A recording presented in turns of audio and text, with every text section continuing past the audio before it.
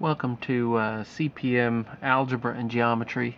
This is a little brief overview. I know you're getting started with the year, and I wanted you to know a little bit about what these two classes, as far as their theory and some things that will help you be successful. Both of these textbooks use an idea that working with other students, and you're going to be able to discover and find out ideas that have to do in math. This may be a little bit new for some of you. Many of you who've had some classes like this in junior high or middle school, this will seem very familiar to you. You go through, do some kind of an experiment, some kind of a challenge problem, and then you draw the mathematics out of it. You find out what it will do. A couple things in the past that I have noted that really I think you've got to change, if you aren't already doing, is as you enter this kind of a course, you need to work and do the work. Do all the homework assignments, do all the problems in class.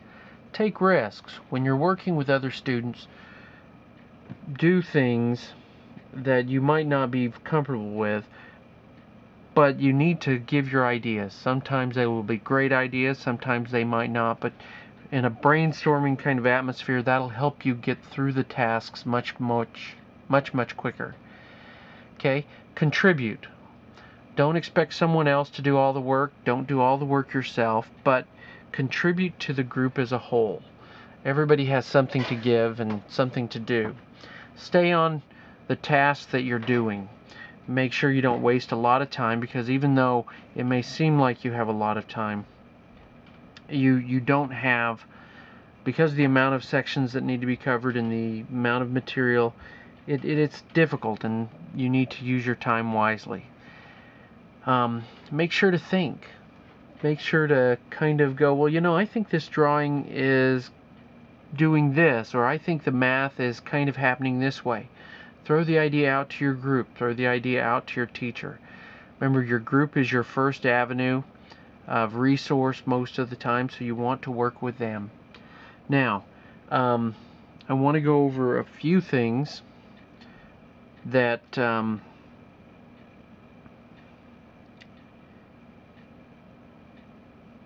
I remember now. Please remember that the activities here, if you don't do an activity, it's a lost chance to learn. You'll see other things. A lot of things repeat through this textbook, but the biggest challenge for students is that they look at some of these earlier activities and they may say, oh, these are too easy, or some of them may be too hard, and they don't, on the too hard ones they don't try, and on the too easy ones they go, well, I really don't need to do this. There's little subtle things that they're trying to help you remember, especially over the summer, and so you want to make sure that you go through that, go through the exercises. Okay, I'm going to use the algebra book, but the geometry book has some similar features.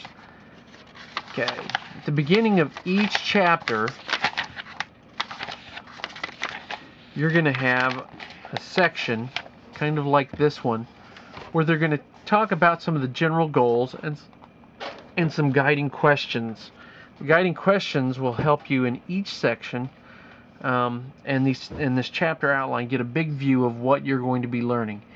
It may seem surprising. If you don't read this, you may not know in the individual sections. Individual sections are numbered like this, 1.1.1. This first number is your chapter. Second number tells you what section of the unit you're in, and this is like a daily unit. So you'll see, like, all of these first ones are 1.1, then you'll get through, and finally up here somewhere you'll get to, notice these numbers changed. You're still in chapter 1, but you've changed a big idea. You're working on a different section. Okay, now each section is usually divided into two sections, a kind of a classwork section, which has your introductory problem. If you want to be ahead of the game, read this first or second problem overnight as part of your homework, and you will get a good idea of what you're going to be doing the next day. Okay, you have a couple of those. And then you'll have these boxes here, these methods and meanings boxes. Sometimes these may not be discussed in class, but they're usually a critical review or a critical thing you need to remember to do some of the things that are coming up and also to do some of the homework. At the beginning of one of your parts, you'll see this little figure 8 on its side, the infinity symbol, that'll say Review Preview. It'll have a bunch of problems, and these are the problems of your homework. And so these are the things that you will normally be assigned in class to do at home. They're mixed. They'll have some problems from what you've just done. They'll have some problems that are kind of review based. And usually toward the end, they'll give you some problems that maybe are something that has to do with something coming up. In my classes, I typically expected students to be able to do the first ones really easily and most of the questions to be generated on the end ones. Okay, at the end of the chapter, you will have your chapter review, and it's called the chapter closure. And you'll want to, there's several different closure sections that you can do. They each have a different way of bringing the chapter all together. But one section I want to show you is this section 4, which is What Have I Learned? It will usually give a set of problems, usually somewhere between 10 and 20, of most of the big ideas in the chapter. If you look at this one, you'll see that it comes around, and then on a page or two after, you'll actually find the answers and a little explanation. Now the answers